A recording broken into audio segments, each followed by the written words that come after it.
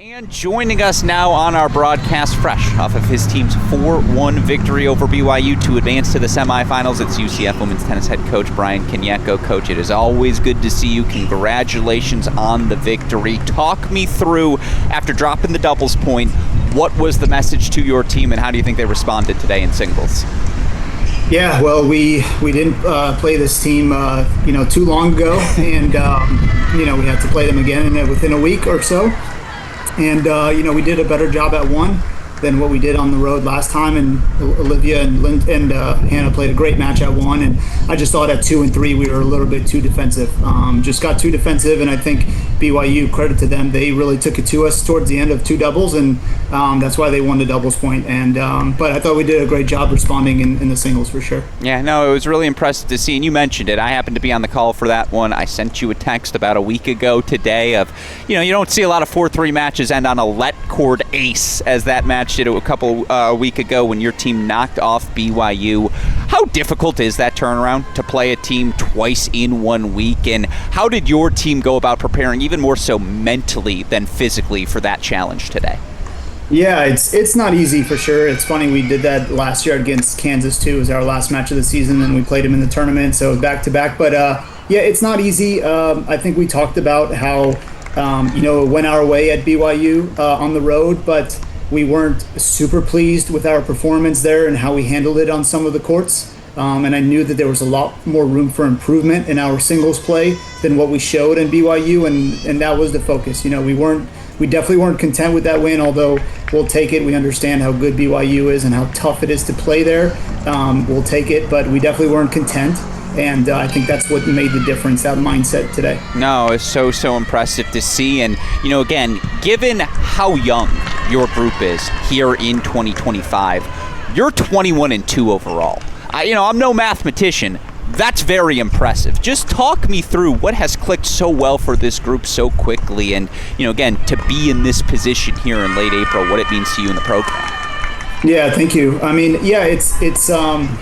It's in a way a little bit shocking, four freshmen and a sophomore, doing their thing in the lineup, and then Sophia Biolay, who's our rock and senior, but it's a super young group, and they've been growing super fast, but almost when you have such a young team, it's like you set the culture from zero on day one, and they really have done an unbelievable job with the culture. They love each other. They support each other. They're loud.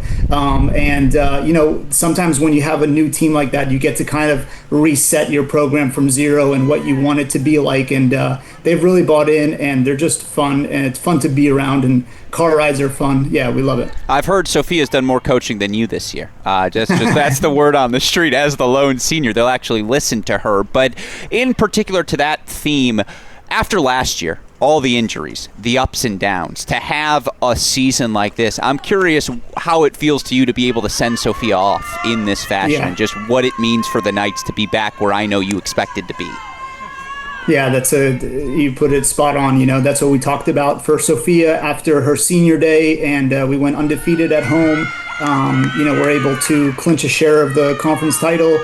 All things that Sophia Biolay absolutely deserves. I mean, she's been, from freshman year to senior year, every year she's improved, and she's just been our rock. And that's the number one thing. I'm just so happy that we can do it for her, because she's meant so much to the program and just given, so much blood, sweat, and tears. And I'm just glad that a young group can deliver that to Sophia, but job's not done for sure. No, absolutely. And to that theme, last 2 questions, one reflection, one looking forward. First Big 12 Conference Championship in program history.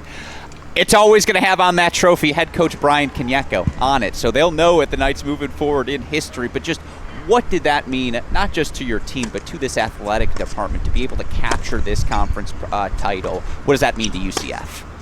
Yeah, it means a lot. It's all the teams are striving for that. We're the new ones in the conference, and we want to make our name for ourselves. And it's just special. We haven't fully gone to sit down and really enjoy it over a dinner and talk about it and stuff like that. But we got so much praise when we got back to campus. We feel the love, and we just want to do it again.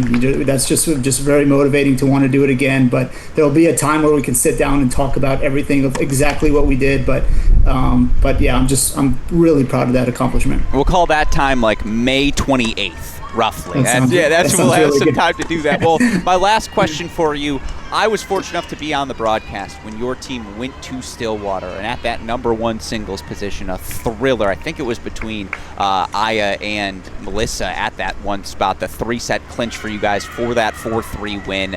Now you're going to see them tomorrow here again in Waco. What's it going to take for your team to knock off the Cowgirls again, continue to advance here this week? Yeah, it's going to be different. We got some different matchups. We feel like we've improved in some spots. I think they've been improving as a team as well. I think they've been having a great record since the beginning. They've been finding something too. So I think it's going to make for a great match. I think you got some big time players on both sides there. And it's just going to be a fun match. I mean, it was very fun when we played at Oklahoma State, and that match could have went either way with Melissa and Aya, and it was just amazing to see both, 2 freshmen compete like that at the top spot. But it's going to be more of that tomorrow for sure. No, it's going to be a fantastic match. We cannot wait for it here on the broadcast. And obviously, it is always a pleasure to get to watch your team compete. And sincerely, congratulations to you guys on what you have already accomplished. But to your point, the job's not done yet. So good luck, obviously, as you guys continue to compete this weekend. Always a pleasure to chat. Coach Kanyeko and the Knights through 4-1 over BYU. Obviously, good luck to the rest of this week, Coach. Thank you so much. We appreciate you. Thank you.